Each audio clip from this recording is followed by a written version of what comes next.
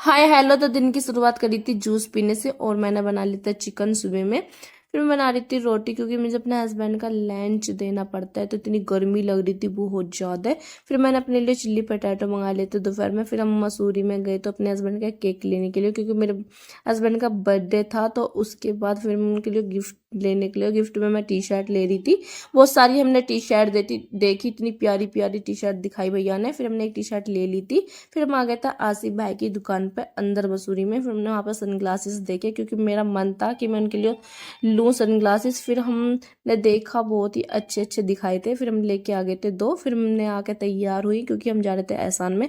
और फिर दोनों बाप बेटी ऐसे बतला रहे थे एक दूसरे से। फिर मैंने अपना खाना ऑर्डर करा क्योंकि मेरी मेरी फरमाइश चल रही थी, क्योंकि मैंने दी थी दावत। फिर इन दोनों ने एक दूसरे से बात कर रहे थे, पता नहीं क्या क्या बतला रहे थे। फिर इतनी भीड़ हो रही थी। फिर हमारा बहुत देर में खाना आया था।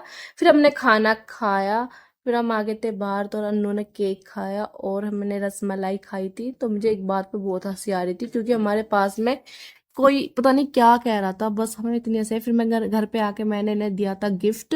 गिफ्ट में मतलब कि तुम्हें पता ही था, मैंने बता ही दिया क्या क्या था। और फिर बेचारे इतने खुश हो गए थे, बहुत ही अच्छे हस्बैंड है मेरे। बहुत ही ज्यादा खुश हो गए थे। इन कह रहे थे इतना सब लाने की क्या जरूरत है। मैंने कहा इतना सब नहीं है, बस थोड़ा सा ही तो है, कुछ नहीं है, एक टी शर्ट ही तो है। फिर बोल रहे तो बहुत ही अच्छा लगा, थैंक यू बोला उन्होंने मुझे। अब मिलते हैं कल।